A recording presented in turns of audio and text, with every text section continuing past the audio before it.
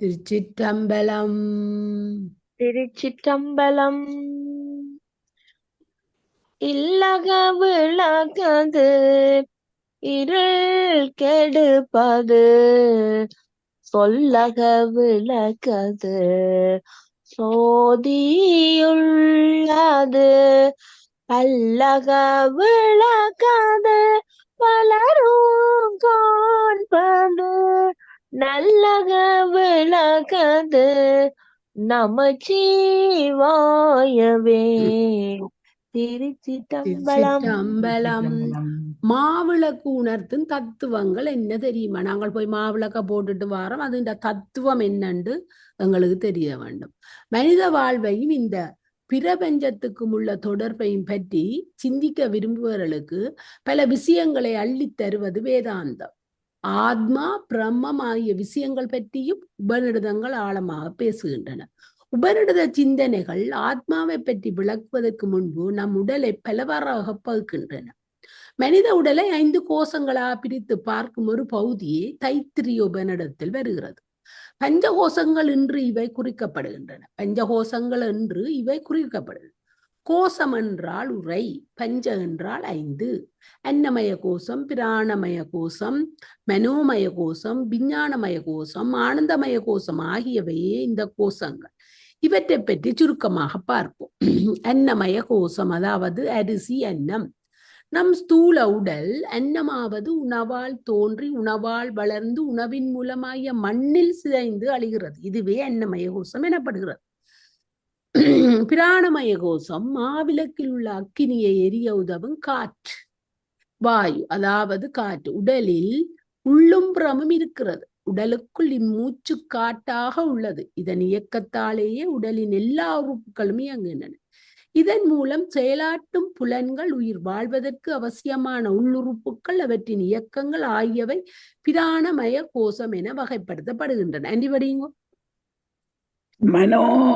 மனோமய கோஷம் உருண்டையாக உருண்டப்பெற்ற மாவிளக்கு.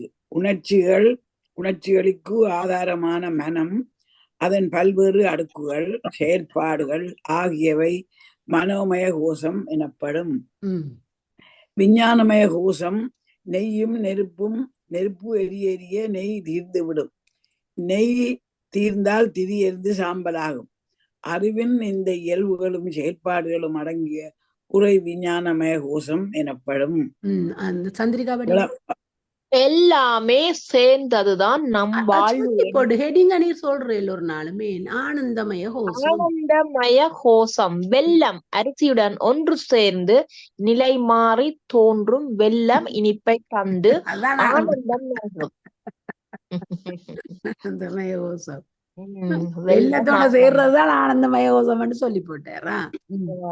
சூப்பரா இருக்கு. உண்மையாண்டே கடவுள்லாம் நான் கூட்டிக்கணும். அந்த நாங்க மாவட்டத்துக்கு போடுற அவருக்கு தான் வள்ளியின் தினப்புலத்தை குறிச்சு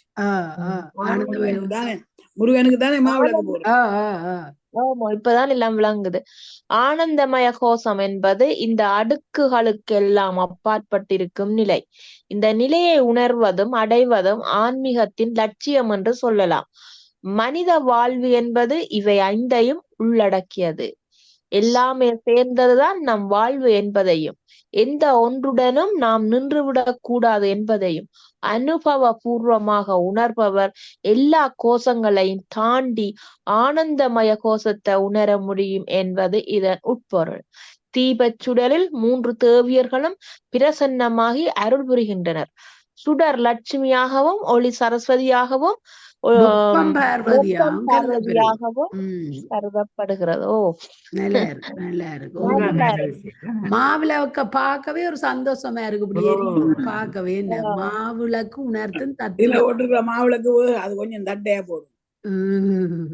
வடிவா எண்ணெயிலும் விட்டு நெய்ய விட்டு அதுக்குள்ள கிணறு மாதிரி வெட்டி பாருங்க. ஆனா அவன் அந்த நெய்க்காண்டி அப்படி செய்திருக்கிறோம். அது கொஞ்சம் நாங்க சுட்டி மாதிரி தானே நாங்க செய்யறது. சுட்டி மாதிரி வச்சாதான் உங்களுக்கெல்லாம் வந்து நல்லா பொரிஞ்சிருக்கு. மனித வாழ்வையும் இந்த